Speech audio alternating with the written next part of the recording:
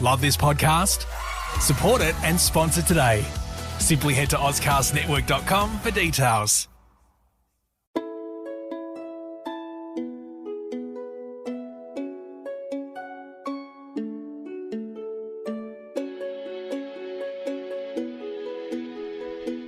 Welcome to Hong Kong Confidential. I'm Jules Hannaford and I'm your host.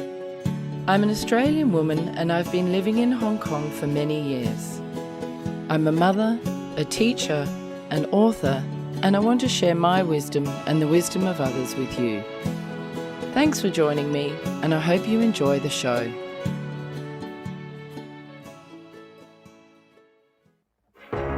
You meet someone online and there's this instant connection. It's amazing how much the two of you just seem to click. They live somewhere far away and there's some plausible reason they can't travel to meet you. They tell you they're in love with you and you feel optimistic for the first time in a long time. They have a successful career, yet somehow they need money from you to solve a short-term problem, always with the promise of paying you back.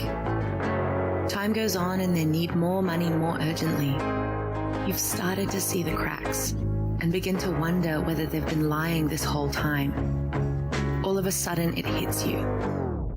You've been scammed. Fool Me Twice is the story of my mother, Jules Hannaford, a woman who was drawn into the dangerous world of sweetheart scams. After a trip overseas to meet a stranger, a dangerous altercation in a Manchester hotel room, and thousands of pounds lost for good, she's here to tell her story. Fool Me Twice, a true crime podcast, is available on Apple Podcasts, Ozcast Network, and anywhere you listen to your podcasts.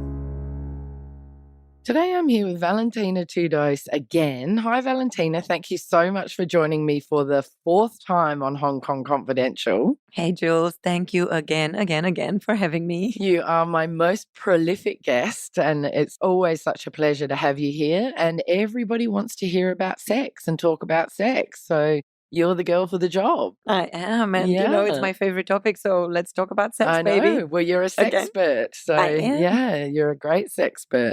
Valentina, today we're going to talk a bit about limiting beliefs. Tell me what they are. Are we talking around relationships or sex or everything?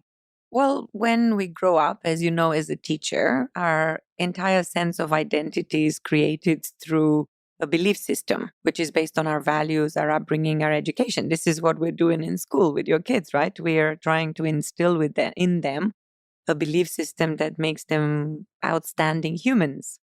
But sometimes the way we create beliefs in our mind is really to interpretation and perception. So even though the information that we provide people in school or throughout our life experiences is meant well, the way people interpret that experience can actually become detrimental. So in my work as a hypnotherapist, as you know, we talk about the fact that beliefs are stored in the subconscious mind, and it only takes 3 events to create a belief. So let's take, in general, these beliefs run a little bit like a virus. You know, if you imagine that the mind is a giant computer, limiting beliefs are those kind of programs that are stopping us from achieving our goals. So if you have a virus on your computer, like my phone is pretty virused right now, for example, and it just keeps messing me because there is something in the software that doesn't allow me to operate it properly. So that's how beliefs work for us. For example, if you're a child, and you get a new baby brother or sister, you might notice that your parents are now putting a lot more of their time and attention into the new child for obvious reasons for them as an adult. But you used to be number one, and suddenly someone else is number one. So you might make a conclusion in your 3-year-old, 4-year-old mind that, oh, mommy and daddy don't like me so much anymore. So this is like the seed of a belief that says, oh, maybe I'm not so important. I don't matter so much to my mom and dad because, you know, they don't pay so much attention to me. Could be a few days later, a few years later, maybe a similar situation happens where you start school, for example, and obviously in a group of 40, 50 kids or whatever, you're not going to be number one. So again, you might come to the same conclusion that, oh, actually, even my teacher doesn't like me. Even for my teacher, I'm not that important. So we call the first event the formation of a belief. The second event is the confirmation of a belief. So in our mind, we go, oh, see, even my teacher doesn't like me. So clearly I'm not important. And by the time the third moment happens, or the third event that reconfirms once again this belief, it becomes a program. Now, what can happen from that, right? Like if I believe that I'm not important, I may become introverted. I may become less willing to take a risk, less active in my social life. In fact, let me give you another example. So I had a client last week who told me that, she feels that her relationships are not working very well because she finds it difficult to express herself, like to be herself in a relationship with her partner and to ask for what she needs. So we explored a little bit why this happened. And she told me, well, when I was 13, my parents divorced. And I've noticed a significant change in my behavior because I became much more withdrawn and introverted in that moment. So I asked her why, what was happening. She said, oh, I was ashamed. And nobody around me in school had parents who were divorced. So for me, I made the conclusion that there is something wrong with me, or that I'm not good enough because I'm the daughter of divorced parents. And therefore, I didn't want to speak to my colleagues about my parents. I didn't want to tell them anything. So the answer to that was I became a lot less popular, a lot less involved. I had a lot less friends. And this is still something that stops me now from having the relationship of my dreams because I don't believe I deserve it. Isn't that interesting? And this happens at all levels. Essentially, we are all born with one belief that we are not good enough. And in the beginning of my coaching work, I couldn't understand why is it, what happens in our life that we all believe that we're not good enough. But as I did more work in this space, I realized that actually this belief is an engine for growth. And I love to look at it now as the one thing that either makes us into a hero or a victim. So let me explain how that works. I'll give you an example of another client that I saw this Sunday who grew up in a very underprivileged environment. She didn't have unconditional love from her parents. She ended up being in a foster home and actually being adopted by someone else. But she's extremely successful and a beautiful woman, whatever. So we were talking about her upbringing, and we were talking about the fact that she is very angry with her mother for the way that her mother has ignored her and not supported her and, been there for her. And I said, look, I know that you feel insecure, and you felt insecure because you were comparing yourself with like richer children or children who had parents who loved them. But if you look at your mother's experience, so as she was growing up, she was told that you're not smart enough, you come from like a poor family, you're never going to have the chances, you're never going to make it, basically. So her mother chose to fulfill that prophecy and to give up, to say, well, I'm not smart enough, I'm not important enough, nobody cares about me, nobody's supporting me, so I'm just going to, become a failure. I'm just a victim of my lot in life.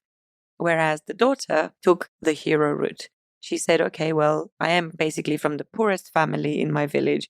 I have nothing to eat. I have nobody to take care of me, but I'm going to choose to get out of here. I'm going to choose to be brilliant at school and to do the work. And she even went into an industry where a lot of people lose their head because it starts very young. Success and fame comes at very young age, where obviously these teenagers are not very good at managing this sudden level of fame. I'm talking about modeling, just to be very clear. Oh, right. Okay. Yeah. So a lot of models end up, having a lot of excesses and doing drugs and alcohol and all that stuff.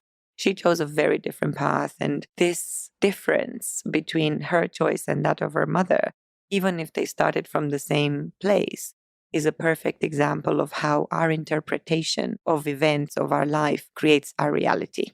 In many ways, you can have these limiting beliefs or these experiences which are possibly negative, and you can choose to break away from them and use them as a learning experience and a method of growth, or you can be limited by them and restricted by them. You allow them and you to have rule a choice. your life. Yeah. Yeah. So a personal example. Until the age of 40, I hated exercise. I thought, oh my God, doing sports. I know you're a very sporty person, so you wouldn't understand it wasn't this. until my knees gave up on me. But, as I was growing up, every time you labeled anything as sports, I would go, oh my God, this is going to be terrible. This is going to be sweaty. my hair is going to go curly. It's going to hurt when you do it. And then it's going to hurt even more after you do it because you're not used to do it. And as I was training to become a coach and we were learning about limiting beliefs and all that, I realized that the reason why I never enjoyed exercise is because I had this belief that exercise could not be fun. Exercise was a chore. So what happens when you have such a belief? You create that reality because you never allow yourself to do that. I mean, you take me to a Zumba class and I would roll my eyes and think, oh my God, it's like the most horrible thing. And yet I'll be clubbing for 6 hours nonstop in, 7-inch heels without a problem. Yes. But because dancing and clubbing is interpreted in my head as fun, it was totally fine. And I didn't care about the sweat. I didn't care about my curly hair. I didn't care about the fact that my feet would be hurting. But the moment you put the sports label on it, I would hate it. So in order for me to change this, I had to literally tell myself, no judgment. I'm just going to go to the gym. I'm going to hire a personal trainer, which before was like, Are you kidding me? I'm going to pay a guy or a girl money to torture me? That's not going to work. So I hired a personal trainer and I deliberately made this decision in my mind to go with a completely open mind, not to think, oh my God, this is going to be horrible. This is going to be sweaty and painful. I'm just going to go, okay, whatever. Let's see if I can possibly enjoy this experience. And a couple of sessions in with my trainer, he asked me, hey, did you ever try boxing? And my instinctive reaction coming from this limiting belief that I had was to make excuses. So I went like, oh no, I have all these long nails. I wear all these big rings. I can't box. But because I had this awareness that there was this program, this automated behavior, if you like, or pattern, I thought, wait a minute, why do I say this? I've never tried. I don't actually know if I'm going to enjoy this experience. So immediately I was operating from, oh, this is going to be horrible. Like boxing, I can see those people, how sweaty they are and how hard they have to work. And I'm thinking, no. But then I stopped myself and I said, okay, I know this is my old programming talking. So let's try this. Next time I come for a personal training session, let's try boxing. And I promise you, I have never in my entire life been so tired or sweated that much, but I have never had so much fun. And 6 years later, the day before my TEDx talk, I went boxing. This morning, I woke up earlier than 7 to go to this breakfast event. And the next thing I did was go to boxing. And it doesn't matter if I'm hungover or tired or whatever, I always make my 2 boxing sessions a week. And so you love it. I adore it. I could not live without it. And if there is one thing in my life that I would change, would be to start boxing and exercising much earlier, not wait till the age of 40. What was it that made you decide that you wanted to challenge this limiting belief once you realized you had it? Was it because you could see the benefits of sport, or you just wanted to see if you could reprogram your mind, or if you wanted to have a greater understanding about limiting beliefs and how you could change them for your coaching work? I think all of the above in some ways. So this is the interesting part when you start working with the conscious and the subconscious mind. I don't know if you know this. You may have heard in other hypnotherapy interviews because you've been interviewing a lot of people in this space. But oh no, only one. Only one. Yeah. So the subconscious mind, which is about 88 to 90% of the entire mental capacity that we have, is 6,000 times more powerful than the conscious mind. Oh no, I didn't know that. That means that if I consciously say exercise is good for you, but in the subconscious, I have this belief that exercise is painful and horrible, guess who's going to win? The part who thinks it's going to be horrible.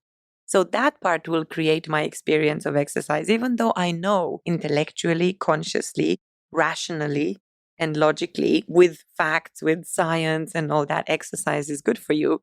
My personal experience of exercise has been negative because I had this mindset. So are you saying that your limiting beliefs really come from your subconscious, not your conscious mind? No. Okay.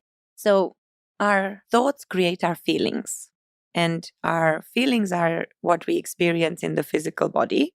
And our thoughts are obviously facts and information that we're forming into a conscious observation, let's say.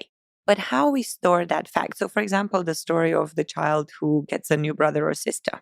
Actually, some of my friends have just had a new baby and they have an older daughter. So I'm like, okay, how do you sell this story of, she's not going to be your number one anymore? And obviously, the child has to reinterpret the reality. So when a child finds out that I'm going to get a new brother or sister, he or she might be, yay, new brother and sister, someone to play with, a new doll. So this thought of I'm getting a new brother or sister through this perspective of fantastic, how nice that I'm going to have somebody to play with, will be stored in the subconscious mind as a pleasant experience, as a positive experience. Because the judgment that the child makes, the perception, the filter, the interpretation, if you like, of that fact, new brother, new sister in the family, am I happy about it? Yes. Okay. So then in the subconscious is stored as a positive experience. If the child says, so this particular newborn, screaming, horrible baby is now going to steal all the attention from my mother, so I'm not important anymore. This child is my enemy, my competitor. Then the feeling that is created from this thought will be one of, I don't like this child. And then that gets stored. Okay, And that's so the I get negativity it. of Okay. that gets stored. Mhm. And then the child keeps looking for evidence to support that belief, that conclusion. They're like, oh, see, my mom really doesn't like me so much. She likes my baby brother more. So it means that I'm not important, or I feel unaccepted, or I feel like I don't belong here. So the conscious mind and the judgment creates the interpretation, which is then stored in the subconscious as an emotion. And then if there's the same conclusion or the same decision is made, then it becomes a belief. Yeah, I get it. Do you think that there's a certain type of person who's more prone to having limiting beliefs? And is it We all more have common them. with women or men? We all have them, but they show up in different ways. So obviously, everybody has this belief that we're not good enough, but it doesn't mean that we all feel ridiculously insecure about ourselves. It means that you may be and I have this experience with a lot of my female clients. So you may be very successful professionally. So you're like the CEO of a company and everything is great. In fact, I met a woman like this morning, and she was like, yeah, I think I need your help because I've been single forever. It's like, well, why is that? It's like, well, the same patterns, the same behaviors, I attract the same kind of people. So when you see a pattern, is because there is an underlying belief that makes her feel not worthy of love or like she doesn't deserve love. So this is a limiting belief, because if at some point in your life you make a decision that you're unworthy, you will operate from this space, which means that you're always going to try to please other people, to give too much. You're going to block yourself to receiving love. Even last night, I had a client like that who is divorcing, and she identified the main reason why she couldn't keep the relationship going because her husband told her, you never allowed me to love you. You've never opened yourself to my love. And that's because she felt Not worthy. And that she can't let others take care of her, that she was the one who had to take care of everybody around her. So being taken care of was seen as a weakness, which she didn't allow herself. So how can people then break this pattern or change these limiting beliefs so that they can rewrite the script or rewrite the story or change the direction of their life? Well, the beautiful thing about the mind is that everything that happens in your mind is of your own creation. So if you've created a certain story, essentially these beliefs are stories we tell ourselves. So the story of the child who is happy that their younger brother or sister is there to be a companion is going to be someone who's potentially very, very close to their younger brother or sister. Like my case, I love my brother. He's like my baby kid. The other side is the story in which I feel unwanted. It's also a story because obviously the parents, I'm not saying that this is a situation in which the parents really do ignore the older child, which sometimes can happen, unfortunately. But it's simply a story of perception. So it's simply a shift of perspective. The story of the boxing story, it was literally for me to say, okay, I'm going to not prejudge this experience. I'm not going to go into this experience with preconceived notion that it's going to be horrible. And just by allowing that to happen and then looking for evidence and putting certain systems in place to create a new habit. So on top of that, I went into the experience without the judgment. I thought, okay, let's see what happens. Let me explore this new experience without this judgment, without this filter. So I was like an open book. Okay, boxing can be terrible, but it could also be amazing. So just by allowing it to be whatever it was, I was able to see how amazing it was. Did you find yourself having negative feelings in the beginning and having to catch them and deliberately change them? Or were you able to keep that positive mindset the whole time? It is obviously because it was a habit or a pattern that I had for many years in my life. It was hard in the beginning to go, oh God, I have to go to the gym now. Is that sort of rolling my eyes going, I know it's going to hurt. But I had to instill a habit. So, how they say it takes 21 days to create a new habit? That is because how long it actually takes for our brain to create a new synaptic connection. So it's synaptic connections are like highways of data in our brain. So the moment we connect point A and point B on a highway without any traffic lights, without anything, traffic flows much quicker. Oh, I like that analogy. That's great. So a belief is, let's say, the belief for me in my head was exercise equal pain. So point A was exercise, point B was pain. I didn't stop to reinterpret that experience for 30 years. It was just like that. So in order for me to cut that is basically like blocking that highway and taking a shortcut or going to a different destination. So instead of having exercise equals pain, I wanted to do exercise equals fun, equals excitement, equals adventure, equals feeling great about myself. So yes, I had to block those beliefs and to say, no, that's not true. It's going to be fun. So the reframing process, the conscious reframing process, if you ask psychologists, it works like this. Become aware that you have a belief. So step one is awareness. Oh, that's why I don't enjoy exercise, because I think it's going to suck. And then obviously I create that experience in my body. Right. This comes from a belief that I have that exercise is not fun. So first of all, I have to delete that. So it's a bit like computer code, right? I've written several lines of code which makes a computer react to give me that outcome. The outcome was exercise sucks. I feel bad about myself when I exercise. Now, if I want to rewrite this code, the first thing you have to do is to delete that code, right? So in your head, in my head, I was saying, no, that's not true. Actually, exercise is a lot of fun. So awareness, cancellation of that belief.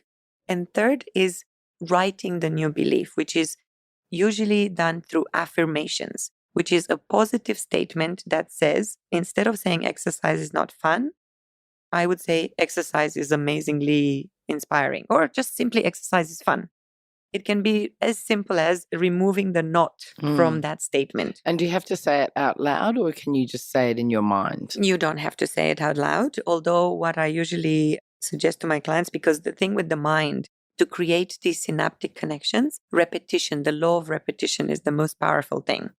Even I was boxing today, and when you do drills in boxing, you repeat the same movement 1,000 times and you get much better the 1,000 plus one time.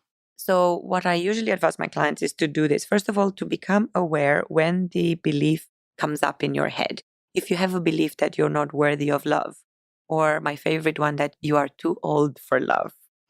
This is a very common limiting beliefs around Hong Kong, especially around women. Women here believe that you have to be maximum 27 years old to find the love of your life. Otherwise, you're left on the shelf. Exactly, leftover women and all that. So this belief, how can a belief like I'm too old for this impact you? So let's say you're like a 45-year-old woman like me, who suddenly gets a lot of attention from a 27-year-old man.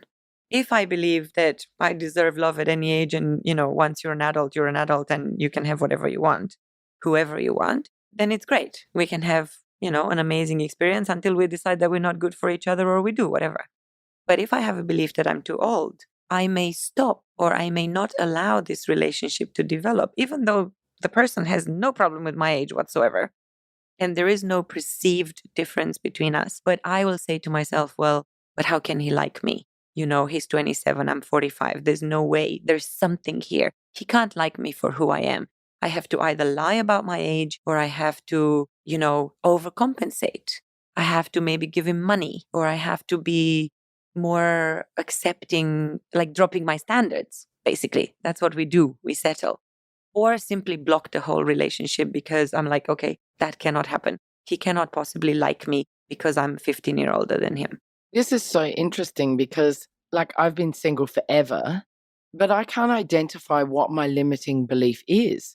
Is it I'm not worthy of love? Is it that I'm too old? Is it that I'm too fat? Is it that I'm too busy? Like, All of these. yeah, all of them. But how do you actually identify what your limiting belief is? Well, I have an exercise for that that I give my clients. But okay, so I'll do this with you right now. Okay. It's not the exercise that I do because everybody can do this. Okay. So when Let's all do it together, listeners. Exactly. You can make notes to yourself. So you can take a piece of paper and let's write down when it comes to relationships, just tell me, fill in this sentence. When it comes to relationship, where it comes to love, I can't ... because ... I can't find it. I can't find love because... I don't know why. Okay. More I can't. Give me all the things that you can't do. I can't find it. I don't know. I can't find it because I'm too tall, because I'm too fat, because I'm too old, because I'm too busy, because I live in a country where everyone's small and I'm tall. I don't know. I don't know whether I think I'm not worthy or not. I don't know whether I think that I don't deserve love. I'm not sure. I don't really know why. I don't know what my limiting beliefs really are that mean that I can't get a relationship. Well, look, all of these, I'm too old, I'm too fat, I'm too tall, I'm not smart enough, I'm not skinny enough, I'm not pretty enough, I'm too damaged. I hear a lot of women say, oh, I'm damaged goods. It's like, what does that even mean? All of these ultimately boil down to I'm not good enough because I have such standards of myself which are completely unrealistic. I'm telling myself this story that I have to be all these different things for someone to love me. Whereas maybe what it is I don't love myself enough to believe that I deserve love. And that could be it. That absolutely could be it. So how does one develop that self-love and that self-acceptance? Well, very good question. Exactly the kind of conversation that I was having with my client last night. So you've been to my office for the first interview. Yeah. I have a mirror in my office. And the mirror test is something that I've learned about from Louise Hay's book, You Can Heal Your Life.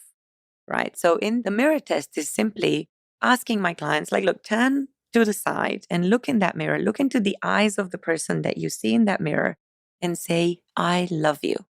You are amazing. You would be surprised how many people say, I can't do that. Really?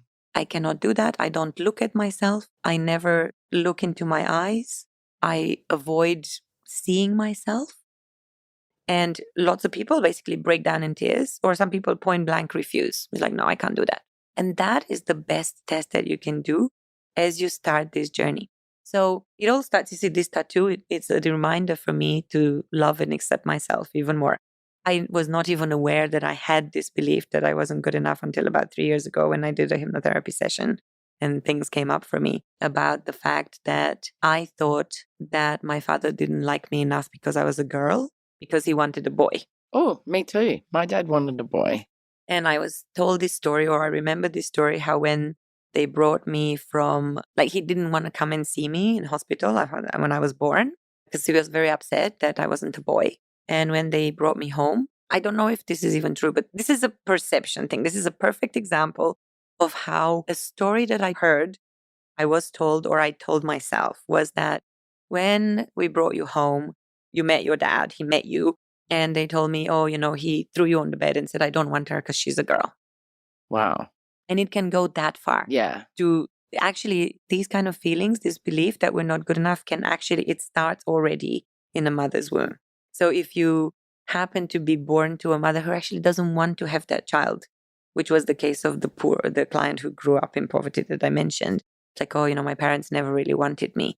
The child feels the energy of the mother, feels unwanted, feels the anxiety, the anger that the mother feels towards it. The consciousness of that child is open to the energy of rejection. And that's part of that subconscious imprinting, isn't it? Exactly. So the child is born feeling rejected.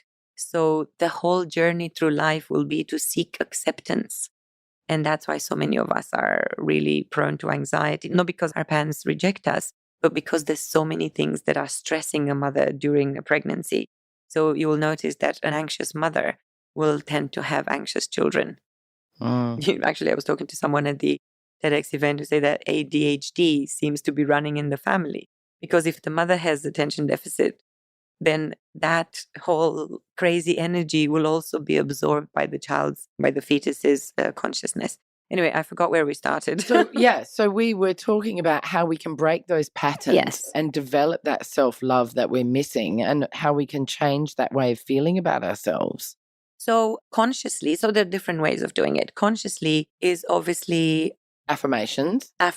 So Just deliberately changing your thought patterns. right. So when I do this exercise with tell me all the things that you can't do.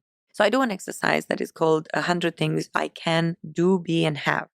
But before I give people this list of the future pacing, how they want to be, I also ask them to do 100 things I can't be, do, and have because. And people will say, well, I can't find love because I'm too shy. Or I can't get my dream job because I didn't go to the right school.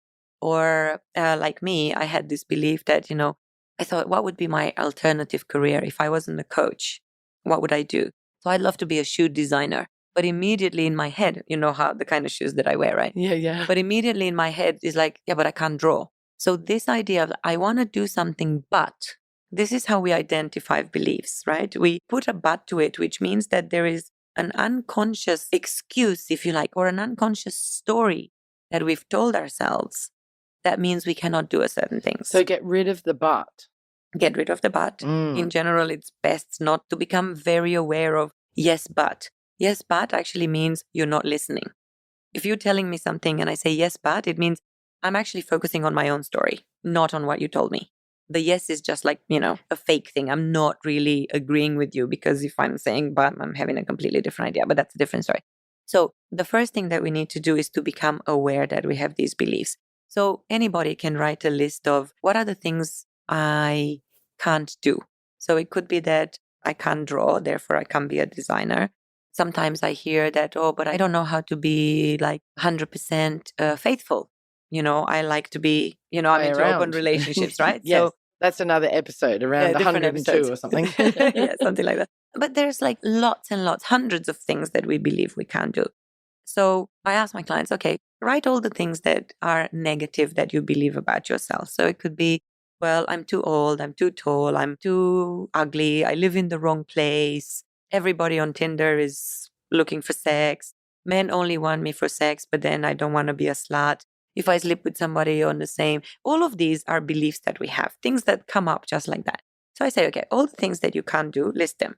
And then write all the things that you want to be on the side. You just told the lady downstairs or upstairs where we were going, write a pros and cons list. Yeah. It's like that. So I said, okay, what are all the things that you think about yourself? I'm ugly, I'm stupid, I'm too fat, too tall, too whatever, not enough or whatever. And then write how you want to be. And then I am beautiful, I am attractive, I am intelligent, I am creative, I am confident. So these are affirmations. And you just have to keep telling yourself these things. There is an interesting technique that I've learned a while ago, which is called the fast track technique. Jazz, actually, the lady who is my teacher, would be a wonderful person for you, by the way, but that's a different story. So Jazz uses an affirmation that you repeat every single day. So you identify 3 things that you want to be. Let's say if your goal is to lose weight. You told me that you believe you can't lose weight, right? Did we have that conversation once? Ages ago, but then I've lost loads. See, there you go. So it's wrong. It was just a belief that you had, right? So let's say if your goal is to lose weight and you have a belief that you can't lose weight for whatever reason, you can say, I want to be healthy, skinny, and strong, for example. So a good affirmation to start reprogramming your brain is to say, today I will be stronger, healthier, and more powerful than ever before. So usually affirmations are best when they are in the present tense. Like, I believe I am the healthiest I can ever be. Or I believe that I can be, that I can reach my goal weight, for example. I believe that I can reach my goal weight is a good affirmation because it's something that the words belief, trust, they're very important in affirmations because that's what we're missing with limiting beliefs. We don't trust. Oh, that's good. We don't believe that is true. We're creating a reality that is based on the story that we told.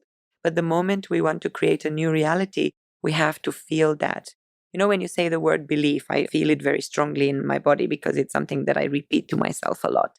So a lot of my affirmations are like that.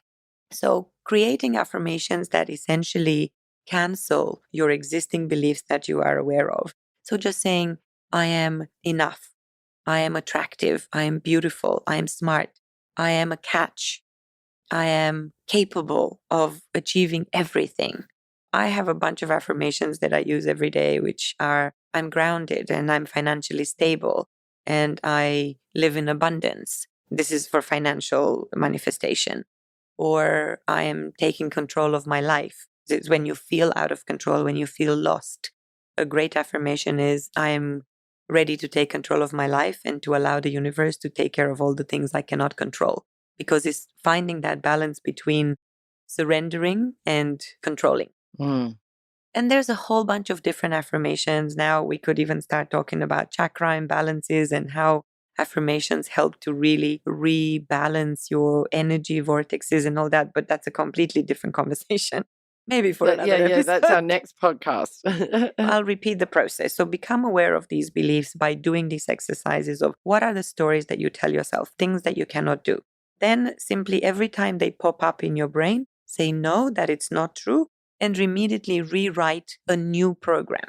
I like to visualize it, and I say this to my clients, because it's a computer program in my mind, I see it as a Word document. You know how you have a page in a Word document? You know how in Bart Simpsons, there is a thing in The Simpsons where Bart repeats the same line on the blackboard, and we do this to the children a lot, repeat the same line 1,000 times. Yeah, we don't do that anymore. Thank God for that, because anyway.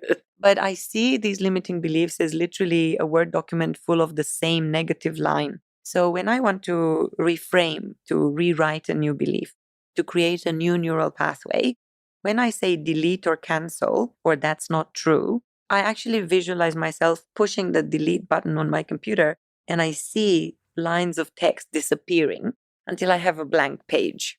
And then on that blank page, I write in my mind, I type the new affirmation, the new program. I am beautiful. I am confident. I know I can achieve anything I want. I know I can have a Netflix show next year. This is my goal, by the way. Fantastic. So I'm writing it down for That's the one universe of my right now. goals. Yes, we will have one together. Yeah. By visualizing it, visualizing you writing that thing, you're actually kind of rewriting the program in your subconscious. So if you do it, repeat it at least 3 times. Normally, repetition, like I said, is how we get things down into this. We repeat it either 3 times or 7 times or 21 times. There's like magic in numbers. In addition to that, make these affirmations into a mantra. So what I do is usually I repeat my affirmations in my head when I brush my teeth, because you don't really use your brain to brush your teeth. And you also do it for 2 minutes. So it's kind of, in a way, wasted time from a mental perspective. You just kind of go like that, trying to wake up. First of all, you're looking in the mirror. So it's an opportunity for you to look at yourself and say, I love you, you're great, everything is wonderful, you're going to have a wonderful day today. But you look in the mirror and you say, I am wonderful, I am enough, I am great. And if you do look in the mirror, look into your left eye. Because you have to choose, right? Oh, really? But I've got a boggy left eye. I can't. The reason... Oh, no, but that's right. I'll look from my good eye into my left eye. The reason for the left eye is because in hypnosis, we believe that the left side of our body is how we look at ourselves. So it's all about the inner experience, and the right side is how we look at the world. Well, that's weird because I can't really see out my left side, and I can only see out my right side. In your case, maybe that's why you're such a giving person. Yeah. Because everything for you is to the give, right because you can see very much. But things in the body. Anyway, we don't need to worry too much about it. But it's helpful because what do you look at? In the middle is not going to do the job. So repeat these affirmations while you're brushing your teeth in your head. You don't have to do it out loud. And then do it before you go to sleep. So my personal practice before I go to sleep is I practice gratitude and I'd say my affirmations. So what does that mean? A lot of people are very negative in the world, right? We tend to focus so much on the stuff we haven't done, on everything that has gone wrong. Keep looking to actually what we're looking for is to reinforce our limiting beliefs. If we have a belief that things will go wrong, and often we do that because we've had, let's say, traumatic experiences. Someone was talking to me last week, a client, about well, yeah, but when I was a kid, my best friend died when I was 10 years old. And then my uncle died. And then my mother got depressed. And then this happened and that happened. So, of course, with so many negative things happening, this person had developed a belief and a fear that, at any point I can lose everything. That basically shit is going to hit the fan. Sorry, can I say that? Yeah. Shit, yeah. That's okay then. Basically, it's going to hit the fan. And I need to be on my toes, which is actually the source of anxiety most of the time, because we make a decision in that moment that we have to stay alert. And anxiety, it's that fight, flight, or freeze thing, isn't it? And so exactly. So we're constantly, on alert. Yeah. Constantly, our amygdala is constantly producing the hormones to keep us primed for this whatever crisis will happen, because we're expecting, we've made a decision that crisis can appear at any point in time from anywhere, and it will threaten our survival. And then we're permanently primed for danger, which creates anxiety, adrenal fatigue, and all this stuff. And we're all, pretty screwed up in that respect in our world, because there's so much stimulus and so many things that we've learned to interpret as danger, even though there's no danger. Like, we live way safer lives than people lived in, primal societies when there were indeed they had to run from lions. So you were prey. Today, the only prey is your boss is going to forget to tell you well done. And you're interpreting that, I screwed up. To continue this whole process by focusing on the things that go well. If we remind ourselves every day of all the positive things that have happened, and we actually feel gratitude for the good events in our life, we start reprogramming our brain into positive things. And the way that the mind works, right? So at the end of every day, sleep is essentially necessary for us to file our experiences from the conscious into the subconscious.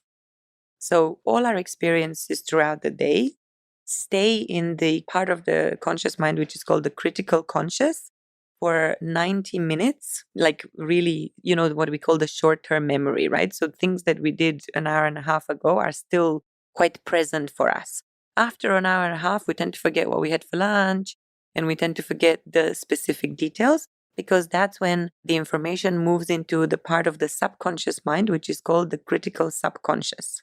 And then from there, at the end of the day, or after 24 hours, it actually gets stored in different boxes inside the subconscious. The subconscious stores things by emotions. So all the positive, happy memories of that day get stored in one bucket.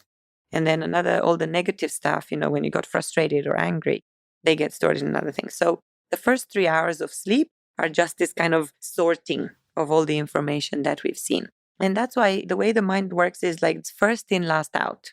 So the first thing that you put in, like all the memories that you've had last, are the things that you wake up with. So if you're going to bed thinking of all the bad stuff that has happened, or if you're going to bed thinking, oh shit, my to-do list for tomorrow is 10 meters long and I have 100 things that I need to do, the last thing that you put in your mind is anxiety and stress. And this is why oh my God, meditation is very helpful as well. And exactly. The gratitude and the affirmations. Right. So if you go to bed and you meditate, which means that you calm your mind, if you go to bed and start focusing on the positive things, basically put your to-do list to the side, write everything down that you need to do so that it's out, and you park it and you know that you don't forget advice. it. Yeah. So just write everything that you need to do before you go to sleep. And when you go to sleep, instead of focusing on, oh shit, I haven't done that, or I haven't done that, or like my husband was really annoying today, or my children are a nightmare, or whatever it is, or my mother-in-law is coming tomorrow, or whatever other negative things. If you start thinking, I'm grateful that I got to the gym today. People go like, but what am I supposed to be grateful for? Whatever it is. And they're like, you're always grateful for the same things? It's like, well, sometimes it is. I mean, I'm always grateful that I'm alive, that I'm healthy, that my mother is well, that my brother is doing, is having a lot of success in his life. I'm grateful for all the beautiful things that have happened to me, that I have amazing friends, that it was sunny today. Yeah. Like I never finish my list. Anything that makes you happy, yeah. I never finish my gratitude list because it's so long. But I know people who I ask because I know they're very negatively wired. And I say, okay, you need to text me at the end of every day at least 3 things you're grateful for. And they struggle. And 3 things you like about yourselves. And I promise you, I get sometimes messages says, I can't think of anything I like about myself. Oh, that's sad, isn't it? That people don't like anything about themselves. Exactly. So those people need a lot of self-love help, Yes. That's why this exercise is good. Yeah. If you feel there's nothing you like about yourself, make an effort every day to find 3 things that you like. It could be that one thing that I like about myself is that, I don't know, that I gave someone my taxi. That's okay. That's generosity and kindness. So I'm a kind person, yay. Or that I did well in my meeting. It's like I'm successful. I like that about myself. But we don't look at it that way. We kind of think, well, I'm supposed to do well in meetings, so I don't deserve a gold medal for that. Actually, you do. You have to see this if that's all you can think of that's positive about yourself, it's still helpful. But we usually have this but, right? It's like, yeah, I did well in my meeting, but that's my job. So I'm diminishing the value of that particular experience. And I'm just switching from a positive experience to a negative experience, which reinforces the fact that I'm not good enough. So gratitude is super, super important for people who struggle with self-love because it does reprogram your brain. When you put these things in your mind last, you wake up in the morning feeling very refreshed. And people say this to me, I woke up feeling really good about myself today because there were 5 things that I liked about myself yesterday. So I can see the progress in them. Well, isn't that nice? See, that's a really practical tip that people can use who are listening to start changing the way that they feel about themselves and challenge those limiting beliefs. A couple of practical tips. Write down what you need to do. Be grateful, do the gratitude stuff, and then do some positive affirmations or meditation. Yes. That's a really good place to start. I'd like to add 2 more little tips about the gratitude thing, because if you have been reinforcing the negative thoughts for a very long time, you might need visual proof. Of all our senses, the eyes are like the most powerful in terms of creating new experiences. So what can be very helpful is to have a gratitude journal. So to write things down, which is why I ask some clients to text me. It's like, write these things down, because then you see them, you send them to me. It's a conscious activity, which also involves subconscious things. Writing is from the subconscious. Having a gratitude journal, which is an actual book that you write things in, like a journal, but say, today I'm grateful because X, Y, Z. It's very powerful. And because we're coming to, New Year resolutions, another really beautiful thing that I like is to have a gratitude jar, which is literally a jar, a glass jar that you can see through. And every day when something nice happens for you, you write that thing on a Post-it note, you fold it and you put it in your jar. And if you start that on January 1st, and then at any point that you feel sad or down or negative about yourself, you can just open that jar, pour all your beautiful experiences and start reading them. And that will completely transform how you feel about yourself. What a lovely idea. It's so powerful. It. So if you want to do something with New Year's resolution, make a resolution to create a gratitude jar. Oh, brilliant. And there's a third thing which I really find very, very useful, which I actually heard from one of my clients, which works for children as well. To teach your children to stay focused on positive things. One of my clients, she has a 5-year-old son who has ADHD or whatever. I always get confused with these initials. She has a gratitude tree on his wall. And every day they write something on a new leaf and they create this tree on the wall. And I think it's such a beautiful, creative idea of, first of all, doing an activity with your child that is beautiful and creative and bonding. So it's a connection that you create with your child, but also you teach them that it's very, very important to focus on this good stuff. And that way the child will have a lot of empowering beliefs as opposed to negative beliefs. That's a great parenting tip. What a really good idea. Not from a parent, but hey. Yeah, it's a great idea. But we have one at school, a gratitude tree. That's beautiful. Yeah, up on the wall with the students. You are the most amazing school I've ever been to.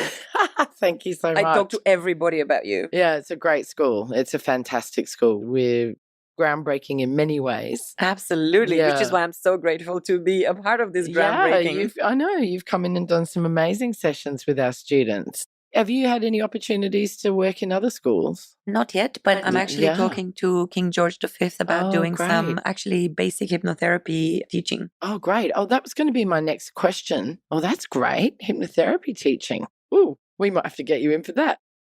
Do you use hypnotherapy to change these limiting beliefs with people? Yes. How does that work? It gets them sort of more into their subconscious, does it? So hypnotherapy is absolutely brilliant for this because hypnotherapy works directly in the subconscious. So all these techniques that I shared with you so far are using our conscious mind to change the subconscious. And I told you the subconscious is 6,000 times more powerful. So it's a slower process. It takes longer and you have to keep repeating this stuff for a long time. But you do start seeing changes immediately. But hypnotherapy goes right at the bottom of it. So with hypnotherapy, you go straight into the subconscious. We do this thing called age regression. So it means that we take a person, myself, let's say, down to my second day of life when my father threw me on the bed and said, I don't want her because she's a girl. And we deal with the formation of that belief. We remove that filter that I've put, it must mean that he doesn't like me. It must mean that he's going to because this is what I made of it, that, because I'm a girl, I'm not good enough. But for me, what I was saying in the beginning, it has been the engine for my success. Because me thinking that I'm not good enough, I totally took the hero thing. Okay, you think I'm not good enough? You think the boys are better than me? Let me show you. Let me show you how I can be better than all the boys. I used to play soccer. I used to play football just to show my dad that I was the only girl who played football with the boys, who was allowed, or who the boys allowed on the team. So I'm like, yes. So I was a complete tomboy when I was a kid. Because of that, because I wanted my dad's approval, because I had made this story.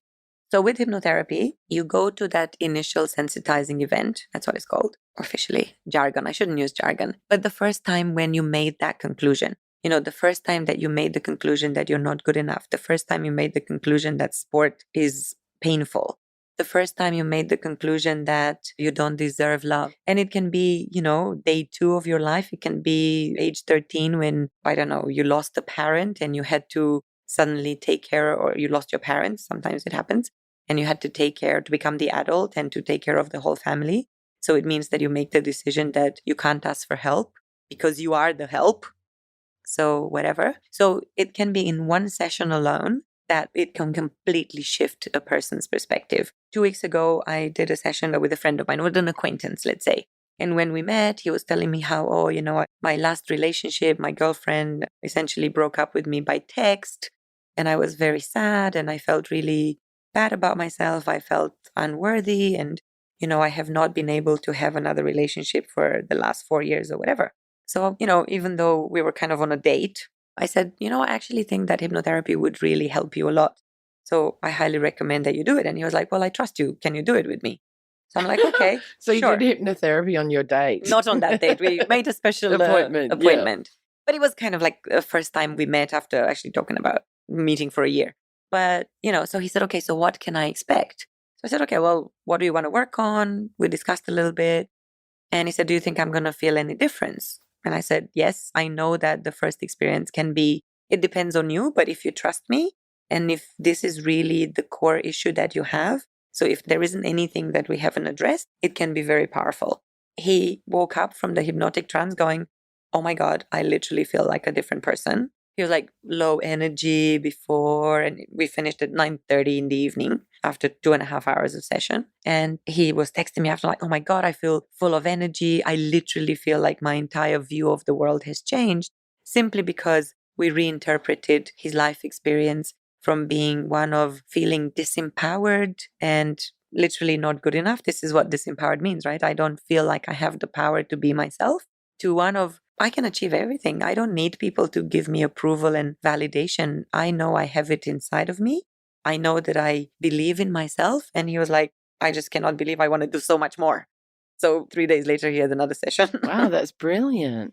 So it's very, very powerful. If you get to the bottom of it, and actually I always do a little bit around that part of you who doesn't feel good enough, is just absolutely transformational. Oh, that's brilliant. How amazing. Well, Valentina, thank you so much for coming in to talk to me today about limiting beliefs and hypnotherapy. That's really been absolutely brilliant. If my listeners want to get in touch with you for dating and relationship coaching, help with their limiting beliefs or hypnotherapy, how can they do that?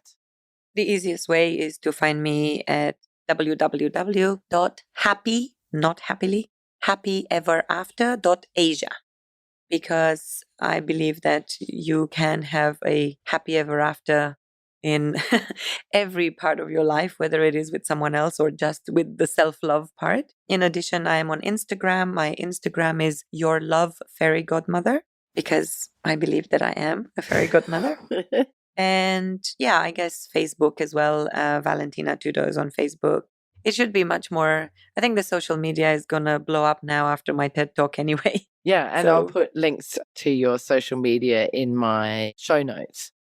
So for my listeners out there, thank you so much for joining me today. If you could rate and review us, that would be amazing. If you can tell a friend about this podcast, that would be brilliant. And for my patrons who have, for as little as $1 a month, sponsored me, I'm going to do 4 secret questions with Valentina that my patrons can go onto Patreon, Hong Kong Confidential, and listen to the answers. So thank you so much, Valentina. And patrons, head over to Patreon to hear the answers to these 4 secret questions. See you later. Bye, Jules. Hi, Confidants. I want to tell you about my Patreon page. I've joined Patreon in the hope of getting sponsorship for my Hong Kong Confidential podcast.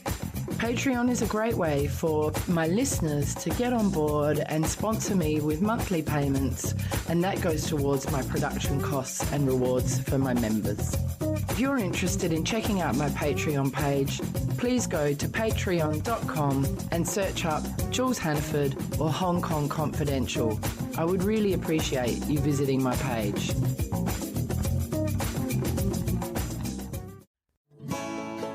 So that brings us to the end of another Hong Kong Confidential podcast. I'm Jules Hannaford. Thanks for joining me, and I hope you'll be with me again next week. If you enjoyed today's podcast, please can you go to iTunes to rate and review it. I would really appreciate your feedback.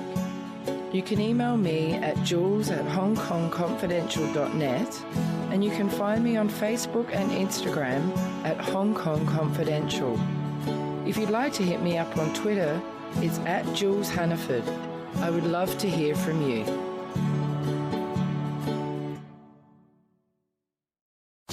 Love this podcast? Support it and sponsor today. Simply head to AuscastNetwork.com for details.